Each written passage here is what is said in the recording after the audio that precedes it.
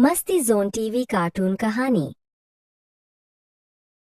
बसंतपुर नामक गांव में दिनेश नाम का एक लकड़हारा अपनी पत्नी राधा के साथ एक छोटे से घर में रहता था। दिनेश जंगल से लकड़ी काटकर शहर में बेचकर अपने घर का गुजारा करता था, लेकिन अब जंगल धीरे धीरे खत्म हो रहे थे, जिससे दिनेश बहुत परेशान होता है और अपनी पत्नी से कहता है, राधा अब जंगल खत्म होते जा रहे हैं। बड़े बड़े उद्योगपति जंगलों में कंपनियां बना रहे हैं। जब जंगल ही नहीं रहेंगे तो हम लकड़ियां कहाँ से काटेंगे? फिर हम अपना गुजारा कैसे करेंगे? तुम कब तक ये लकड़ियाँ काट कर अपना गुजारा करते रहोगे? कोई और काम क्यों नहीं देख लेते? हमारे मोहल्ले में जो सुरेश रहता है, उसकी जमीन किसी उद्योगपति ने खरीद ली है। वो उस पर कंपनी बनाएगा। उसके बदले सुरेश को करोड़ों रुपए मिले हैं। 2 बीघा जमीन में 1 करोड़ रुपए? मुझे तो करोड़ का नाम सुनकर ही डर लग रहा है। मैं दिन भर मेहनत करता हूँ, जब कहीं जाकर 200-300 रुपए कमा पाता हूँ, लेकिन सुरेश इतने पैसों का करेगा क्या? उन पैसों से उसने 5 बीघा जमीन खरीद ली है और बचे हुए पैसों से अपना कारोबार शुरू कर लिया है। तुम्हारा मतलब 2 बीघा जमीन बेचकर 5 बीघा खरीद भी ली और फिर भी पैसे बच गए और अपना कारोबार भी शुरू कर लिया? ये तो सोने पे सुहागा हो गया। मैं तो कहती हूँ तुम भी अपनी जमीन बेच दो।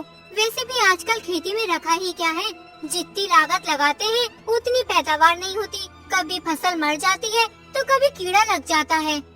लेकिन राधा, मैं अपनी जमीन नहीं बेच सकता। वो मेरे पूर्वजों की निशानी है, जो पीढ़ी दर पीढ़ी चली आ रही है। मैं उसे बेचने के बारे में कैसे सोच सकता हूँ? तुम्हारी सोच अभी भी पहले जमाने की है। दुनिया को देखो कितनी आगे बढ़ रही है और तुम आज भी वही के वही हो। कभी अपने हालात भी देख लिया करो। पूरे दिन मेहनत मजदूरी करते हो, जब कहीं चलकर 100-200 रुपए कमा पाते हो और कभी कभी तो वो भी नहीं कमा पाते। कभी बाहर निकल कर देखो, दुनिया में कितने अमीर अमीर लोग हैं।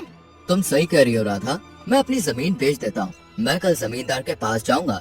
अगर उनकी नजर में कोई अमीर आदमी हो जो हमारी जमीन खरीद ले, इस जमीन को बेचकर हम भी दूसरी जमीन खरीद लेंगे और बचे हुए पैसों से कोई कारोबार कर लेंगे।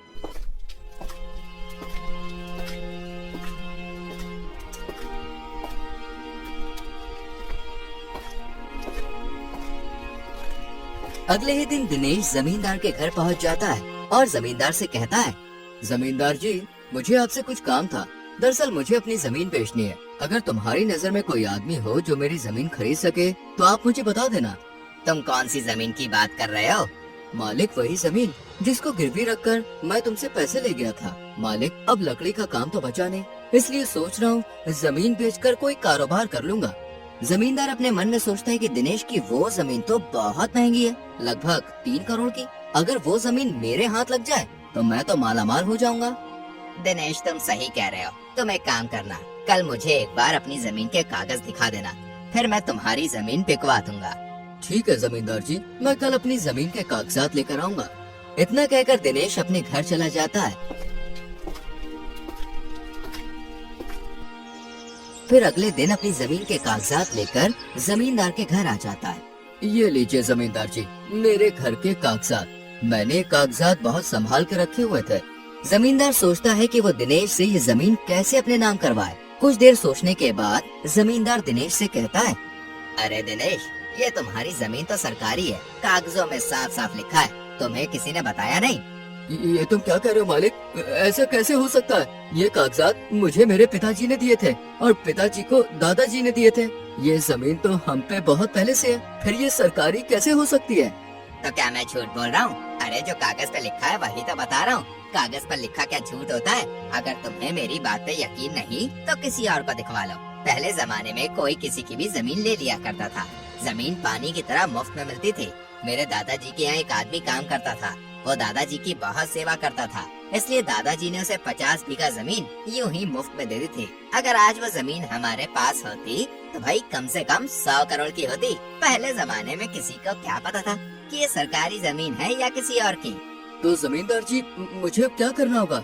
ये जमीन मेरे नाम कैसे होगी? आप कैसे भी करके ये जमीन मेरे नाम करवा दीजिए। सरकारी जमीन किसी के नाम नहीं होती, उस पर सिर्फ सरकार का ही हक होता है। अगर किसी और को पता चल गया कि तुम्हारी जमीन सरकारी है तो वो सरकार को बता देगा और फिर सरकार तुम्हारी ये जमीन तुमसे छीन लेगी। इसलिए किसी को भी अपनी जमीन के बारे में बताना मत और न ही किसी को कागज दिखाना, वरना तुम्हारी जमीन तुम्हारे हाथ से निकल जाएगी। जमींदार जी, अब क्या होगा? मुझे तो कुछ भी समझ में नहीं आ रहा, आप ही कुछ बताइए। वैसे तो मैं इन सरकारी मामलों में पढ़ता नहीं हूँ, लेकिन तुम सीधे आदमी हो, इसलिए मैं तुम्हारे लिए एक काम कर सकता हूँ। तुम्हारी ये जमीन मैं ले लूंगा, लेकिन मैं तुम्हें इसके केवल 10 लाख रुपए ही दे सकता हूँ, क्योंकि सरकार को जब भी पता चल गया तो वो ये जमीन मुझसे छीन लेगी। तुम गरीब आदमी हो, इसलिए तुम्हें मैं 10 लाख रुपए दे रहा हूँ, वरना मैं जमीन की तरफ मुड़ कर भी नहीं देखता। वैसे भी सरकार एक न एक दिन ये जमीन ले ही लेगी।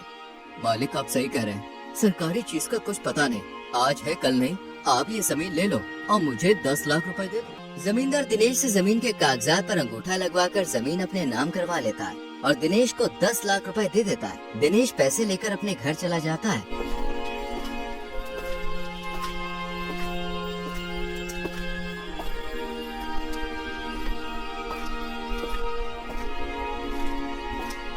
और फिर सारी बात अपनी पत्नी को बताता है। ये बात सुनकर दिनेश की पत्नी के होश उड़ जाते हैं। ये तुमने क्या किया? करोड़ों की जमीन यूँ पानी में बहा है। एक बार मुझसे पूछ तो लेते। उस जमींदार ने तुम्हें पागल बना दिया और तुम उस झूठे की बातों में आ गए। या ईश्वर, अब मैं क्या करूं? तुम कोई भी काम सही से नहीं करते हो। तुम मुझे उस जमींदार के पास ले चलो, मैं उससे बात करूंगी। दिनेश अपनी पत्नी को लेकर जमींदार के घर की ओर निकल जाता है। तभी उसे रास्ते में सुरेश मिलता है। अरे भाभी जी, क्या बात है, इतनी जल्दी में कहाँ जा रही हो? क्या बताऊं भाई साहब, तुम्हारे भैया जमींदार के पास अपनी जमीन को बेचने के लिए गए थे, लेकिन जमींदार ने इनको पागल बना दिया और हमारी जमीन सरकारी बताकर अपने नाम करवा ली। ये तो बहुत बुरा हुआ भाभी जी, तुम्हारी जमीन सरकारी कैसे हो सकती है? अरे वो तो दिनेश के दादाजी ने खरीदी थी मेरे दादाजी के साथ, और सरकारी जमीन के कागजात तो सरकार के पास होते हैं। तुम एक बार मुझे बता देते तो मैं तुम्हारी जमीन बिकवा देता। दिनेश भाई, तुमने ये क्या किया? अब तुम ही बताओ भाई साहब, हम क्या करें? मुझे तो कुछ समझ ही नहीं आ रहा। वो जमींदार एक नंबर का बदमाश है। हमें गांव के मुखिया के पास चलना चाहिए, वो ही तुम्हारी मदद कर सकते हैं। सुरेश दोनों को गांव के मुखिया के पास ले जाता है और मुखिया जी को सारी बात बताता है। मुखिया जी जमींदार को बुलाते हैं और जमींदार से कहते हैं, क्यों लालचंद जी, तुमने दिनेश की जमीन को सरकारी बताकर अपने नाम करवा ली? अरे तुम बहुत गरीब लोग की मजबूरी का फायदा उठाते हो। ये तुम क्या कह रहे हो मुखिया जी? दिनेश से मैंने वो जमीन 10 लाख रुपए की खरीदी है। ये मेरे पास खुद चलकर अपनी जमीन बेचने आया था। मैंने इससे कोई जबरदस्ती नहीं की। अगर आपको यकीन नहीं तो आप खुद ही इससे पूछ लीजिए।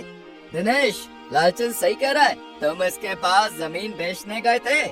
मुखिया जी, मैं जमींदार जी के पास पूछने गया था कि अगर तुम्हारी नजर में कोई आदमी हो जो मेरी जमीन खरीद सके तो मुझे बताना, लेकिन जमींदार जी ने मेरी जमीन सरकारी बताकर मुझसे अंगूठा लगवा लिया और मुझे 10 लाख रुपए दे दिए, लेकिन मेरी वो जमीन करोड़ों रुपए की है। दिनेश, तुम करोड़ों की बात कर रहे हो? तुम जानते भी हो करोड़ कितनी बड़ी रकम होती है? कभी देखे भी है करोड़ रुपए? तुमने अपनी मर्जी से जमींदार को जमीन बेची है। जब तुम अंगूठा लगा रहे थे तब तुम्हें दिखा नहीं कि तुम्हारी जमीन करोड़ों की है या लाखों की? फिजूल में भले आदमी को परेशान करते हो। जहाँ तक मैं जानता हूँ जमींदार जी ऐसा कभी नहीं कर सकते। जमींदार जी एक ईमानदार आदमी है, उन पर आरोप लगाते हुए तुम्हें शर्म नहीं आती? दरअसल गांव का मुखिया भी जमींदार से मिला हुआ होता है, इसलिए वो जमींदार को बचाने की कोशिश करता है। लेकिन सुरेश एक पढ़ा लिखा आदमी होता है। वो मुखिया से कहता है, मुखिया जी, दिनेश एक अनपढ़ आदमी है। जमींदार जी ने धोखेधड़ी से जमीन अपने नाम करवाई है, आप इंसाफ कीजिए। तो अब तुम हमें इंसाफ करना सिखाओगे?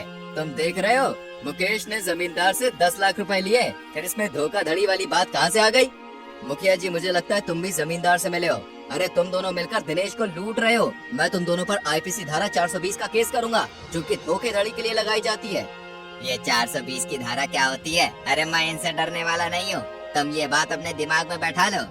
मुखिया समझ जाता है कि रमेश एक पढ़ा लिखा इंसान है और अगर मुझ पर कोई केस हुआ तो मेरा मुखिया का पद छिन जाएगा और जो जेल होगी सो अलग। अरे रमेश भाई, तुम ये कैसी बातें कर रहे हो? अगर हमारे गांव की बात कोर्ट कचहरी में जाएगी तो इससे हमारे गांव की ही बदनामी होगी। हम इस मसले को यहीं हल कर लेते हैं। मुखिया जी अपना पीछा छुड़ाने के लिए जमींदार से कहते हैं, जमींदार जी, दिनेश एक अनपढ़ आदमी है, तुम्हें इसकी जमीन वापस करनी होगी। लेकिन मुखिया जी। अरे लेकिन वेकिन कुछ नहीं, तुमने वो जमीन दिनेश से धोखेधड़ी से ली है, इसलिए तुम्हें अभी के अभी दिनेश को वो जमीन वापस करनी ही होगी। जमींदार दिनेश की जमीन के कागजात दिनेश को वापस कर देता है। इस तरह सुरेश अपनी समझदारी से दिनेश की जमीन वापस दिलवा देता है